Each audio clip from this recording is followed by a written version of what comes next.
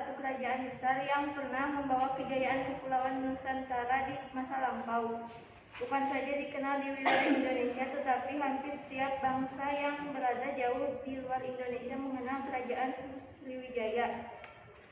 Hal ini disebabkan karena letak Sriwijaya yang sangat strategis dan dekat dengan jalur perdagangan antar bangsa, yakni Selat Malaka. Selat Malaka pada masa itu adalah jalur perdagangan utama yang menghubungkan pedagang-pedagang Cina dengan India maupun Romawi.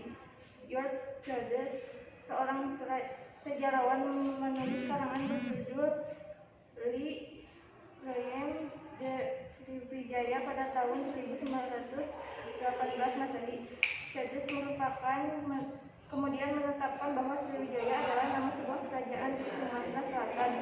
Lebih lanjut, Childers juga menetapkan bahwa letak ibu kota Sriwijaya adalah Palembang dengan bersandar pada anggapan Groeneveld dalam karangannya On the Malay Archipelago and Malacca Compiled from China Source, yang menyatakan bahwa San Potso adalah Palembang yang terletak di Sumatera Selatan, yaitu tepatnya di tepi Sungai Musi atau sekitar kota Palembang sekarang. Dari tepian Sungai Musi di Sumatera Selatan dan Sumatera Selatan, pengaruh kerajaan Sriwijaya semakin meluas mencakup wilayah Selat Malaka, Selat Sunda, Selat Bangka, Laut Jawa bagian barat, Bangka, Jambi, Hulu, Jawa Barat, Taruman Utara, Semenanjung Malaya hingga ke tanah Genting Selat. B. Sejarah dan bukti-bukti berdirinya. Sejarah berdirinya kerajaan Sriwijaya yang mendukung keberadaan kerajaan Sriwijaya berasal dari berita asing dan prasasti-prasasti. Berikut beberapa sumber dari luar negeri dan dalam negeri. 1. Sumber Cina. Kunjungan Aising, seorang peziarah Buddha dari Cina, pertama kali pada tahun 671 Masehi. Dalam catatannya disebut bahwa saat itu berpendapat lebih dari 1.000 orang pendeta Buddha di Sriwijaya. Aturan dan upacara para pendeta Buddha tersebut sama dengan aturan dan upacara yang dilakukan oleh para pendeta Buddha di pusat ajaran agama Buddha India. Aising tinggal selama 6 bulan di Sriwijaya untuk belajar bahasa Sanskerta. Setelah itu berangkat ke Nalanda, India. Setelah lama belajar di Nalanda tahun 681 Masehi, Aising kembali ke Sriwijaya dan tinggal selama beberapa tahun untuk menerjemahkan teks-teks Buddha dari bahasa Sanskerta ke bahasa Cina. Catatan Cina yang lain menyebutkan tentang utusan Sriwijaya yang datang secara rutin ke Cina yang terakhir pada tahun 988 Masehi. 2. Sumber Arab. Orang-orang Arab sering menyebut Sriwijaya dengan nama Sribuza, Sabai atau Zabak. Mas'udi, seorang sejarawan Arab klasik, menulis catatan tentang Sriwijaya pada tahun 955 Masehi. Dalam catatan itu digambarkan Sriwijaya merupakan sebuah kerajaan besar dengan tentara yang sangat banyak. Hasil bumi Sriwijaya adalah kapur barus, kayu gaharu, cengkeh, kayu cendana, pala, kardamungu, gambil, dan beberapa hasil bumi lainnya. Bukti lain yang mendukung adalah ditemukannya perkampungan Arab sebagai tempat tinggal sementara di pusat kerajaan Sriwijaya. 3. Sumber India. Kerajaan Sriwijaya pernah menjalin hubungan dengan raja-raja dari kerajaan di India seperti Kerajaan Nalanda dan Kerajaan Kola. Dengan Kerajaan Nalanda disebut bahwa Raja Sriwijaya mendirikan sebuah prasasti yang dikenal dengan nama Prasasti Nalanda. Dalam prasasti tersebut dinyatakan bahwa Raja Nalanda yang bernama Raja Dewa Paladewa berkenan membebaskan 5 desa dari pajak. Sebagai gantinya, kelima desa tersebut wajib membiayai mahasiswa dari Kerajaan Sriwijaya yang menuntut ilmu di Kerajaan Nalanda. Di samping menjalin hubungan dengan Kerajaan Nalanda, Kerajaan Sriwijaya juga menjalin hubungan dengan Kerajaan Kola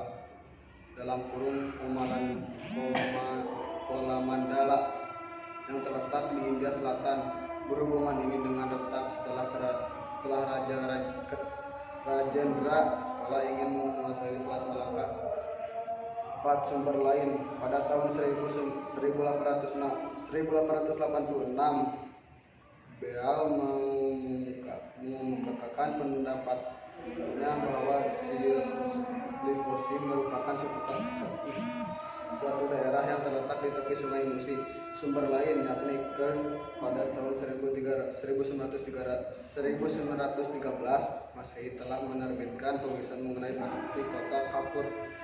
Prasasti peninggalan Sriwijaya yang ditemukan di Pulau Bangka, namun saat itu Kern menganggap Sriwijaya yang tercantum pada prasasti itu adalah nama seorang raja, karena ciri biasanya digunakan sebagai sebutan atau gelar raja. 5. Sumber lokal atau dalam negeri. Sumber dalam negeri berasal dari prasasti yang dibuat oleh raja-raja kerajaan Sriwijaya. Prasasti dari kerajaan Sriwijaya sebagai besar menggunakan huruf Pallawa dan bahasa Melayu kuno. Prasasti itu antara lain sebagai berikut. 1. Prasasti Kota Kapur. Prasasti ini merupakan yang paling tua, bertarik 682, masih menceritakan tentang kisah perjalanan suci Dakunta yang dari Minano dengan perahu bersama 2 laksana dalam kurun 20.000.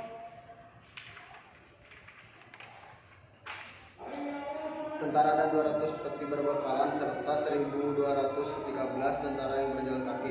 Sumber lainnya menyatakan prasasti ini berisi tentang penaklukan bumi Jawa yang tidak setia kepada Sriwijaya. Prasasti Kota Kapur ditemukan di Pulau Bangka. 2. Prasasti Kedukan Bukit. Prasasti berangkat tahun 683 Masehi itu menyebutkan bahwa Raja Sriwijaya bernama Dakuntahyang yang membawa tentara sebanyak 20.000 orang yang berhasil menundukkan Minangkabau. Dengan kemenangan itu Kerajaan Sriwijaya menjadi makmur. Daerah yang dimaksud Minangkabau itu kemungkinan adalah daerah Binaga yang terletak di Jambi. Daerah itu sangat strategis untuk perdagangan. 3. Prasasti Talangguo. Prasasti berangkat tahun 684 Masehi itu menyebutkan tentang pembuatan taman Sri Kesetra atas pemerintah Raja Dakuntahyang. Prasasti Karangberasi. Prasasti berangkat tahun 686 Masehi ini ditemukan di daerah pedalaman Jambi yang menunjukkan penguasaan Sriwijaya atas daerah itu. 5. Prasasti Ligor. Prasasti berangkat tahun 775 Masehi itu menyebutkan tentang ibu kota Linggor yang difungsikan untuk mengawasi pelayaran perdagangan di Selat Malaka. Prasasti Nalanda. Prasasti itu menyebutkan Raja Balaputra Dewa sebagai raja terakhir di dinasti Sailendra yang terusir dari Jawa Tengah akibat kekalahannya melawan kerajaan Mataram dari dinasti Sanjaya. Dalam prasasti itu, Balaputra Dewa meminta kepada Raja Nalanda agar mengakui hak atas kerajaan Sailendra. Di samping itu, prasasti ini juga menyebutkan bahwa Raja Dewa Kaladewa berkenaan membebaskan 5 buah desa dari pajak untuk membiayai para mahasiswa Sriwijaya yang belajar di Nalanda. 7. Prasasti Telaga Batu. Prasasti ini ditemukan di sekitar Palembang pada tahun 1918 Masehi. Berbentuk batu lempeng mendekati segi 5. Di atasnya ada 7 kepala ular kobra dengan sebutan bentuk mangkuk kecil dengan cerat mulut kecil tempat keluar air di bawahnya. Menurut para arkeolog, prasasti ini digunakan untuk pelaksanaan upacara sumpah kesetiaan dan kepatuhan pada calon pejabat. Dalam proses itu, penjabat yang disumpah meminum air yang dialirkan ke batu dan keluar melalui cerat tersebut. Sebagai sarana untuk upacara persumpahan, prasasti seperti itu biasanya ditempatkan di pusat kerajaan, maka diduga kuat Palembang merupakan pusat kerajaan Sriwijaya. Sistem pemerintahan. Menurut Wikipedia, sistem pemerintahan kerajaan Sriwijaya adalah monarki, di mana seorang raja atau penguasa menjadi kepala negara sampai akhir hayatnya. Jadi raja akan digantikan ketika sudah meninggal dunia. Penguasa Sriwijaya disebut Dapunta Hyang atau Maharaja. Ada lagi yang disebut Yuvaraja atau putra mahkota, Pratyuvaraja atau putra mahkota kedua, dan Raja Kumara atau pewaris berikutnya. Raja Kumara inilah yang akan menggantikan posisi Maharaja jika sudah tiba waktunya. Kerajaan Sriwijaya menerapkan struktur birokrasi yang bersifat langsung, karena raja berperan penting dalam pengawasan terhadap tempat-tempat yang dianggap strategis. Raja dapat memberikan penghargaan terhadap penguasa daerah yang setia dan sebaliknya dapat menjatuhi hukuman terhadap penguasa daerah yang tidak setia kepada kerajaan. Sejumlah peninggalan prasasti kerajaan Sriwijaya menyebutkan bahwa kerajaan ini memperluas wilayah dengan jalan ekspansi militer. Adapun birokrasinya mempertahankan bentuk pelaksanaan berbagai aturan dalam menjamin ketertiban dan ketenangan dalam negeri. Beberapa prasasti juga memuat keterangan mengenai penguasa daerah yang tunduk pada Sriwijaya tidak diberi keleluasaan memerintah. Sistem pemerintahan yang dianut oleh Sriwijaya menjadikan mereka kerajaan maritim yang besar dengan wilayah yang luas. Pengaruh Sriwijaya juga dikenal cukup kuat tak hanya pada kerajaan yang bertetangga, tetapi juga dengan kerajaan jauh yang ada di Cina, India, dan Vietnam. Sistem pemerintahan tersebut tak hanya memiliki pengaruh besar di masa silam, tetapi hingga saat ini keberhasilan pemerintah Sriwijaya mempersatukan banyak wilayah di Nusantara menjadi roh bagi persatuan dan kesatuan Indonesia. Sriwijaya juga menjadi ilham bagi Indonesia dalam mengembangkan diri sebagai poros maritim dunia.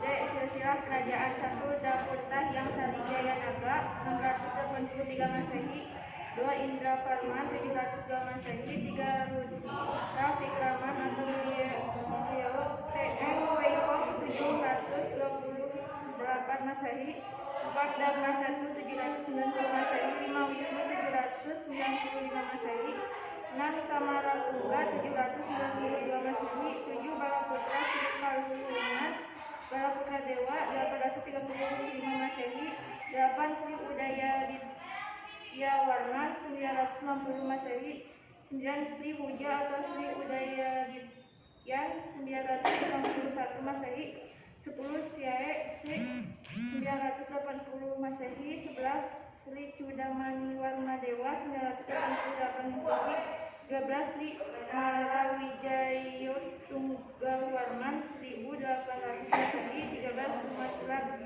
Bumi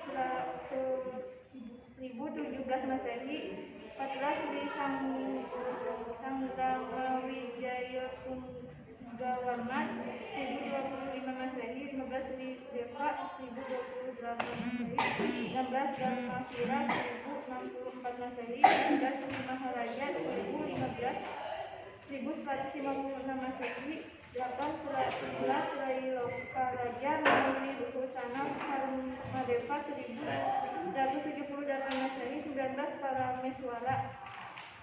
Kehidupan ekonomi. Penguasaan kerajaan Sriwijaya menurut dari perhubungan pelayaran dan perdagangan Asia Tenggara yaitu Selat Malaka mempunyai arti penting bagi perekonomian kerajaan karena banyak kapal-kapal asing yang singgah untuk menambah air minum, perbekalan makanan, istirahat di Selat Malaka. Sriwijaya membangun ibu kota baru di Semenanjung Malaka yaitu Lido dan dibuktikan dengan prasasti Lido 755 Masehi. Pendirian ibu kota Lido tersebut bukan berarti meninggalkan ibu kota di Sumatera Selatan, melainkan hanya untuk melakukan pengawasan lebih dekat terhadap aktivitas perdagangan di Selat Malaka atau menghindari penyeberangan yang dilakukan oleh para pedagang melalui tanah beting. Menurut catatan asli, bumi Sriwijaya menghasilkan cengkeh, kapulaga, molar, dadar, pinang,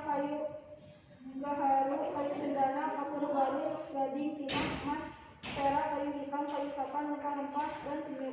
Barang-barang tersebut dijual atau dibakar dengan kayu satu, sutra dan porselen melalui relasi dagang dengan Cina, India, Arab, dan Madagaskar. Kehidupan sosial dan budaya. Sriwijaya yang merupakan kerajaan besar menganut agama Buddha serta merupakan pusat agama Buddha yang penting di Asia Tenggara dan Timur. Agama Buddha yang berkembang di kerajaan Sriwijaya adalah agama Buddha Mahayana. Menurut berita dari Tibet, seorang pendeta bernama Atika datang dan tinggal di Sriwijaya pada tahun 1011 sampai 1023 Masehi untuk belajar agama Buddha dari seorang guru bernama Dharmapala.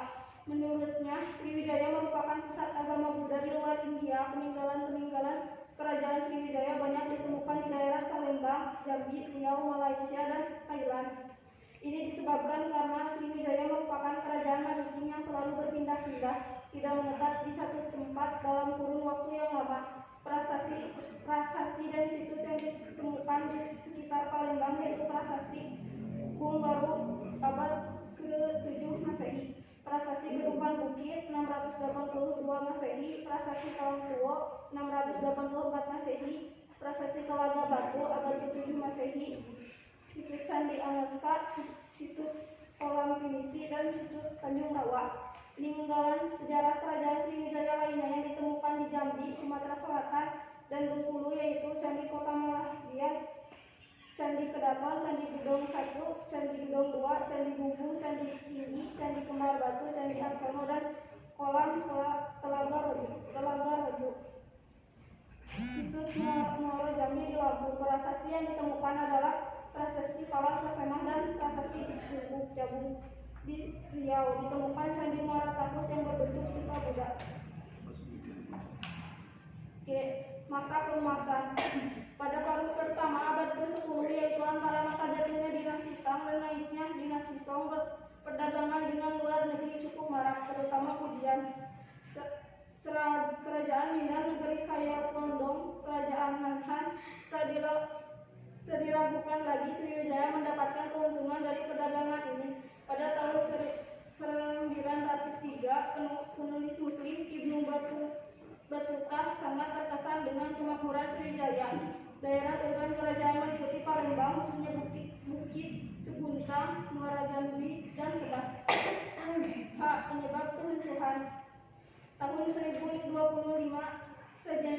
Raja Kola dari Coromandel, India Selatan menaklukkan Kedah dari Sriwijaya dan menguasainya. Kerajaan Kola meneruskan penyerangan dan penaklukannya selama 20 tahun. Berikutnya ke seluruh Imperium Sriwijaya. Meskipun invasi Kola tidak berhasil sepenuhnya, invasi tersebut telah melemahkan hegemoni Sriwijaya yang berakibat terlepasnya beberapa wilayah dengan membentuk kerajaan sendiri seperti Kediri, sebuah kerajaan yang berbasiskan pada pertanian. Pada tahun 1079 sampai 1088, orang Tionghoa mencatat bahwa Sriwijaya mengirimkan duta besar dari Jambi dan Palembang. Tahun 1082 dan 1088, Jambi mengirimkan lebih dari 2 duta besar ke Cina. Pada periode inilah pusat Sriwijaya telah bergeser secara bertahap dari Palembang ke Jambi. Ekspedisi Kola telah melemahkan Palembang dan Jambi telah menggantikannya sebagai pusat kerajaan. Berdasarkan sumber Tiongkok pada buku Chu Panci yang dituliskan pada tahun 1178,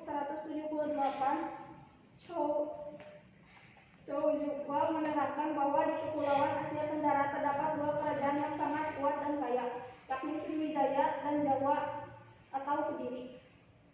Di Jawa dia menemukan bahwa rakyatnya memeluk agama Buddha dan Hindu, sedangkan rakyat Sriwijaya memeluk Buddha. Berdasarkan sumber ini pula dikatakan bahwa beberapa wilayah kerajaan Sriwijaya ini melepaskan diri.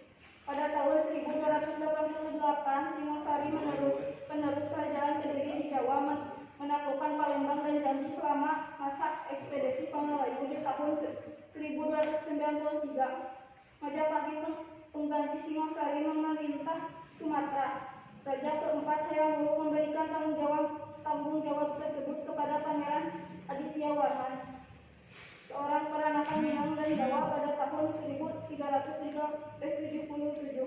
Terjadi pemberontakan terhadap Majapahit, tetapi pemberontakan tersebut dapat dipadamkan walaupun di selatan Sumatera sering terjadi kekacauan dan perusakan.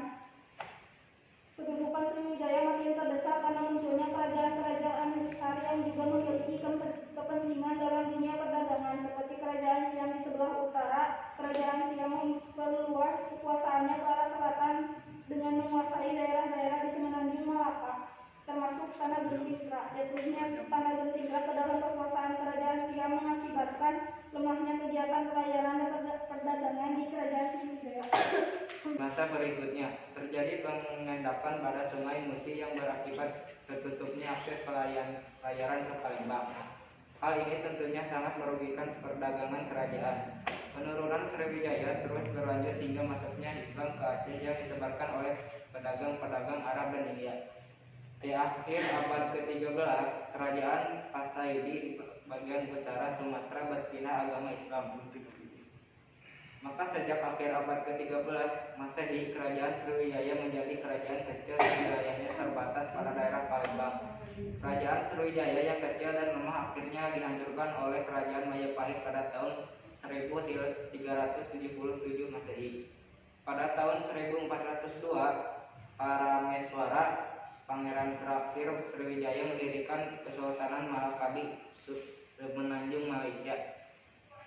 1. Peninggalan. Kekuasaan yang diperoleh kerajaan Majapahit berimbas pada kemakmuran rakyatnya. Peradaban mulai maju, terutama pada wilayah Antawulan yang waktu itu dijadikan sebagai ibu kota kerajaan. Saat ini Antawulan dikenal dengan sebutan Trowulan. Kerajaan Majapahit meninggalkan beberapa istilah yang sampai saat ini masih sering kita gunakan. Istilah tersebut antara lain satelit kelapa dan Bhinneka Tunggal Ika. Selain istilah tersebut, penggunaan Palembang Kerajaan Surya Majapahit banyak digunakan untuk ornamen bangunan bagi para pencipta sejarah kerajaan ini. Terdapat banyak bangunan bersejarah hingga saat ini yang dapat kita temui di daerah Trowulan. Adanya bangunan-bangunan ini disebabkan karena Trowulan merupakan bekas ibu kota kerajaan. Kolam pemandian, bangunan, candi, waduk, pintu gerbang kerajaan adalah macam-macam bangunan bersejarah yang terdapat di wilayah ini. Selain itu, ratusan ribu artefak Majapahit yang berupa batu bata, koin mata uang, batu empak, batu lumpang, pecahan tembikar, genting, keramik Cina, hingga celengan tersebar di wilayah Trowulan yang sampai saat ini masih bisa ditemukan oleh masyarakat sekitar.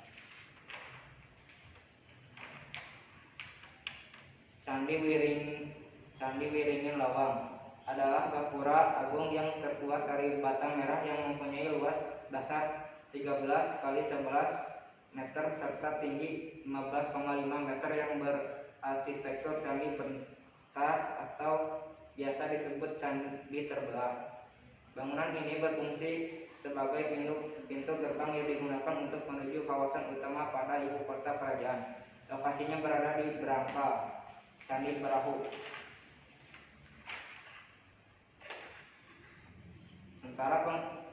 Sentra pengrajin Kuningan dan juga patung bata yang beroperasi di wilayah Bejijong. Trowulan. Candi ini merupakan bangunan peribadatan suci yang digunakan untuk menghormati anggota keluarga kerajaan yang wafat. 3.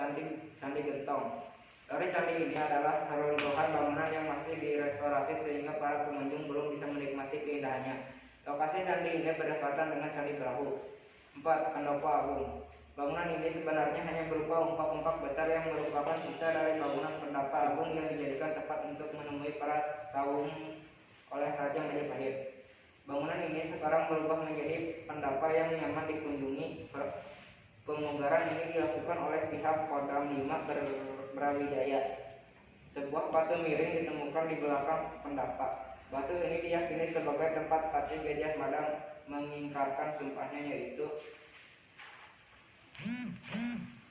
ini hanya berupa sisa-sisa bahan bangunan paping blok segi 6 yang merupakan lantai kuno yang terbuat dari tanah liat halus yang dibakar. Paping ini mempunyai ukuran 34 x 29 x 6,5 cm. Selain kaping, sisa lantai beberapa perabot seperti pot dan gentong serta sisa dinding dapat kita temukan pada situs ini. Bangunan ini diduga milik bangsawan Majapahit. 7. Makam Putri Campa. Pemakaman ini merupakan pemakaman Islam kuno yang terletak dekat dengan Candi Menak Jinggo. Putri Campa merupakan istri atau seli Raja Majapahit pada periode akhir. Dari bentuk makam yang ada, Putri Campa diyakini menganut agama Islam. Ia wafat tahun 1448 Masehi dan konon ia berhasil mengejar raja terakhir dari Majapahit untuk memeluk agama Islam. Sekian dari kami, mohon maaf bila ada kesalahan. Wassalamualaikum warahmatullahi wabarakatuh. Dadah.